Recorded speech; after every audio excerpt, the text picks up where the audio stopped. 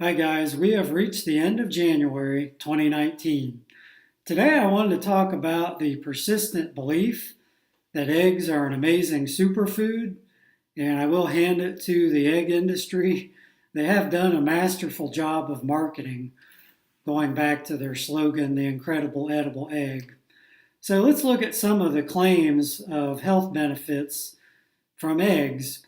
Of course, the first one is always protein and how eggs are the perfect protein.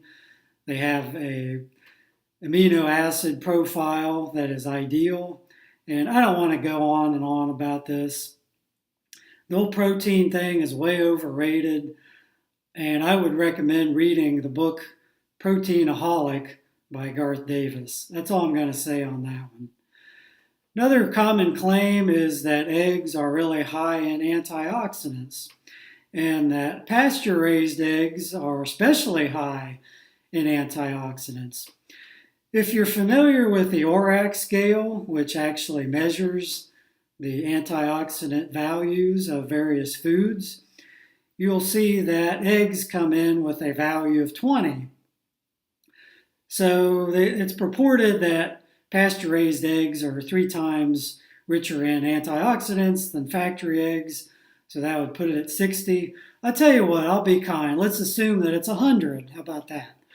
If you compare that to chia seeds are at 8,000. So 8,000 is a little bigger than 100, and I was being very generous with the 100. Another big one is the omega-3 content. And again, pasture raised, they're so much richer in omega-3s.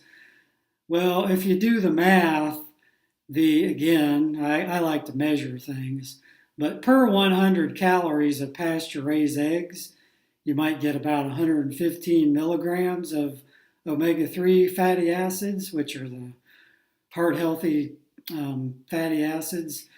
But if you compare that to 100 calories worth of flaxseed, there's about 4,200 milligrams of omega-3. So 115 versus 4,200. Of course, they claim there are all kinds of nutrients that eggs are rich in, and all these things you can just as easily get them in plant foods. And one of the more esoteric nutrients most people aren't even aware of is choline. This is a relatively recently discovered nutrient, and you can get plenty if you eat a whole food plant-based diet and you eat things like split peas or edamame or lentils are a pretty good source, potatoes.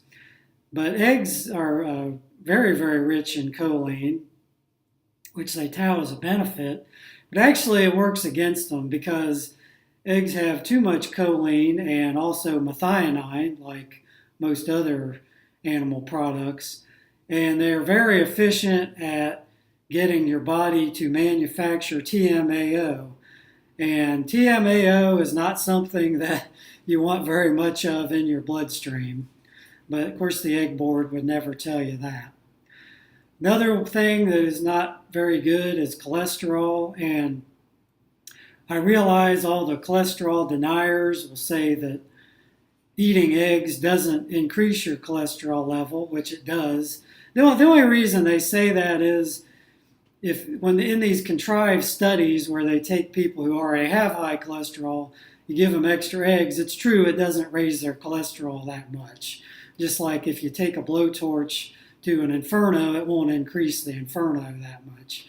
But if you take people who do not have high cholesterol, give them eggs, it's going to increase their cholesterol.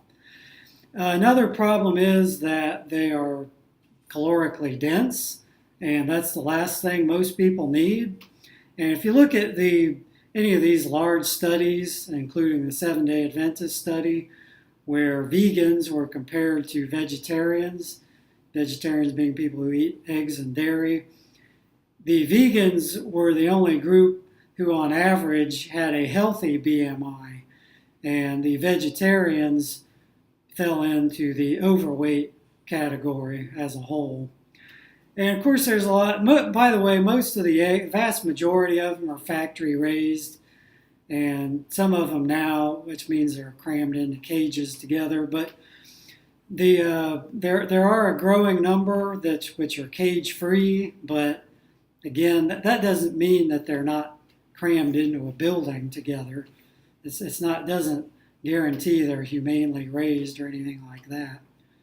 The other thing about eggs, no matter how they're produced, is they're just inherently more resource intensive. It takes more plants to feed the animal and then eat the animal or the egg of the animal than it does to just directly consume the plants. And finally, in case you haven't noticed, the factory raised eggs are not terribly expensive, but although they're more expensive than things like dried beans and lentils, but the free range organic eggs are very, very expensive.